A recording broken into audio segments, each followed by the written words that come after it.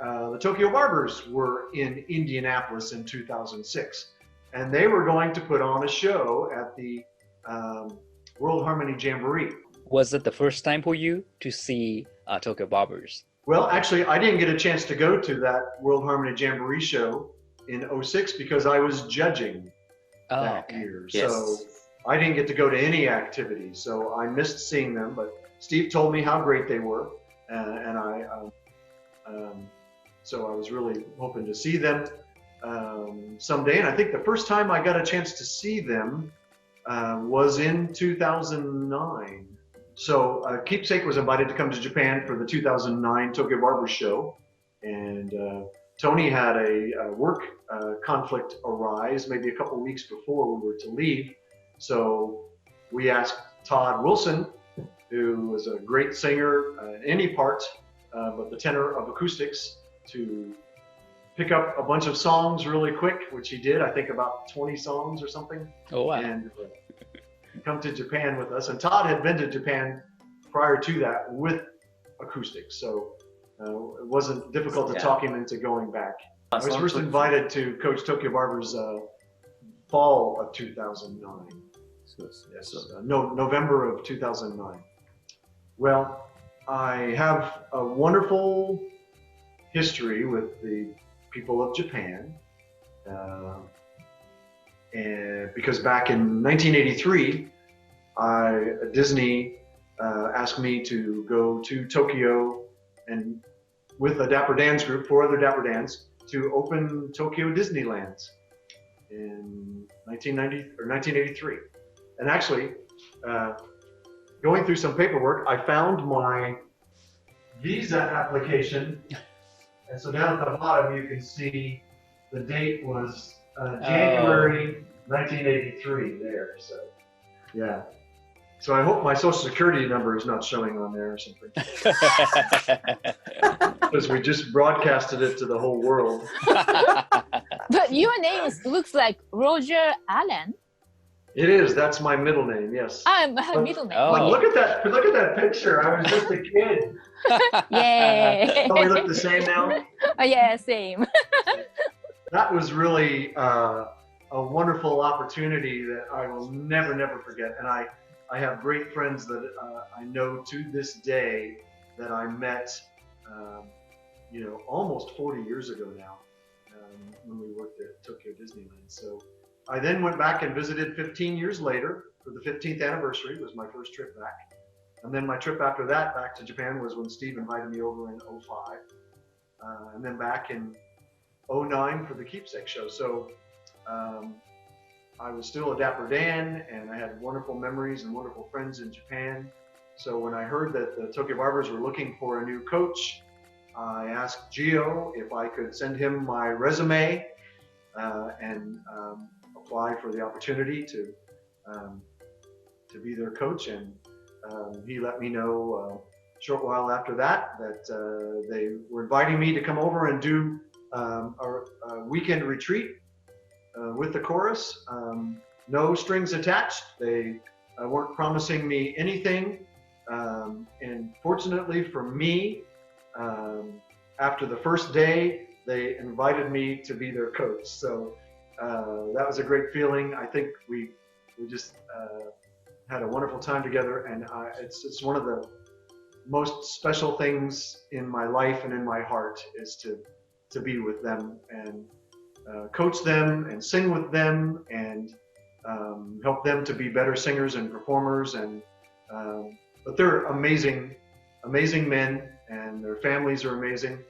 And what always really amazes me is that maybe 50–60% of them don't speak English fluently, and yet they learn a large repertoire of barbershop songs in English, something that would never happen in America, where we would learn 15 songs in Japanese. It just wouldn't happen in the barbershop style. It just wouldn't happen.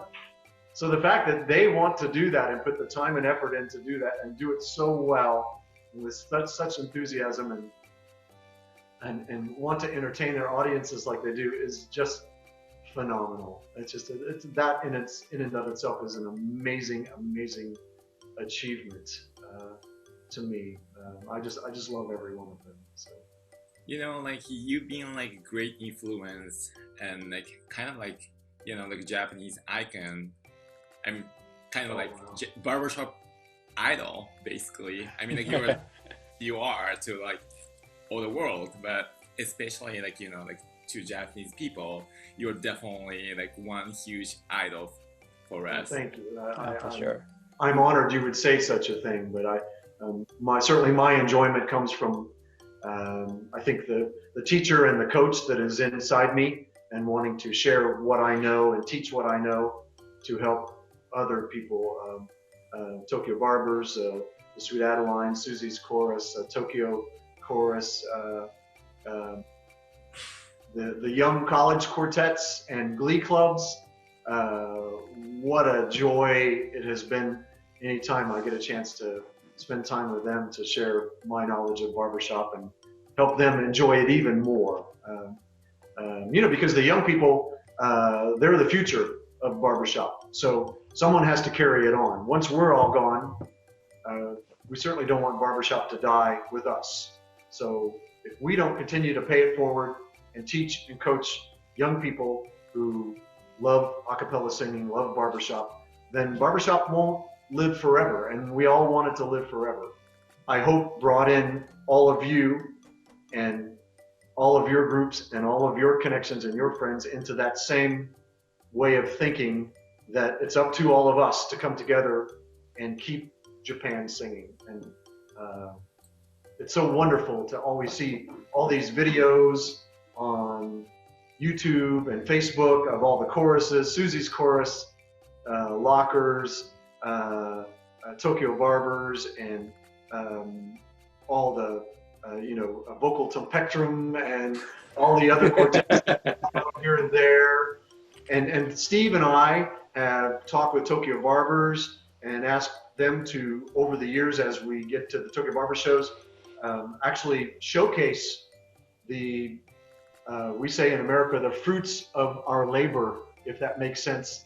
In other words, the results of us working to keep Japan singing, and give them the opportunity to sing on the Tokyo Barbers stage and show the Tokyo Barbers audience that Tokyo Barbers care about passing along what they know in the barbershop music to younger generations. But also Susie's chorus was on last year, which was the first time to have a ladies chorus on the show. Yeah, thank you for that. That is, yeah, first, that is your Thank idea. the Tokyo Barbers for that, because they're the ones who decided to make it happen. So all of those things just show, I think, that we're all a big family and that we all deserve to be on the stage together, sharing barbershop with audiences in Japan. So, you know, who knew what 2005 would ultimately bring through our efforts, Steve, but also just you know, maybe spreading our desire to other people to just, and I know, Yasu, you've come to Japan many times coaching, as you have done, Saki, when you were in the States, and Hiro, I know you work with quartets and that sort of thing. So everybody has jumped on board the Keep Japan Singing train, I think, even beyond just the six of us here. And so that's why it's happening, you guys, because we all care enough about it and want to spread the joy of barbershops. It's kind of funny, like you mentioned about 2005, and like it was your first visit as a kind of coach and stuff. Like, and like you mentioned about college quartet, right? In Osaka, you briefly coached me. Were you in one of those quartets? Oh, that's probably where we first met. Yes, technically. Okay. Yeah, so like that was 2005. I was in Hyogo, like Osaka area, and like we were like so fortunate that like, you know, like we could have like some like 15 minutes or like even 30 minutes, like coaching session. And I remember that like it was Bye Bye Blues. Oh, great! That's awesome. Yeah, fantastic time. Thank you so much. I may not remember the specific instant, but I know it's deep inside my heart somewhere. So because every moment that I was there was just magical. It just Absolutely. So we've been talking like an hour and a half. Yay! So 90 minutes, 100 minutes. Do you have any other things you want to share here? Or any message to Tokyo barber shopper in Tokyo or in Japan? Well, I think hopefully they know by now, if they don't already know me, that I love Japan and I love the Japanese people. And Japan is, for me and my mother also, who has been there many times, it's our sanctuary. And we always look forward to going. Unfortunately, we had to cancel our recent trip because of coronavirus, but we hope to go back again. And there's no place other than our own home with our family. There's no place in the world that either of us would rather be than with all of you in Japan. And the music family that we're all connected to in Japan is amazing and wonderful. And I know we aspire to have maybe some barbershop festivals someday where we can get everybody together and all sing together and learn together and that sort of thing. So that's, I think, all of our dream to do that one day. So I love the Tokyo Barbers, and I thank them so much for inviting me to be their coach and giving me the opportunity to come be with them. And I really have Steve to thank, I think, more than anyone in this call and in Japan, because he brought me back in 2005 and kind of reconnected me with Japan from a musical barbershop coaching, teaching angle, so to speak. And then through that, I can't thank the Tokyo Barbers enough for bringing Keepsake over. So that 2005 and 2009 kind of helped launch just an amazing part of my life with all of you in Japan. So it'll never end. It'll always be there. Our hearts will always be connected. Yeah. So keep Japan singing, no matter what. Yes. No matter what. Yeah. So all of you be safe. Keep your family safe. Be safe in California. And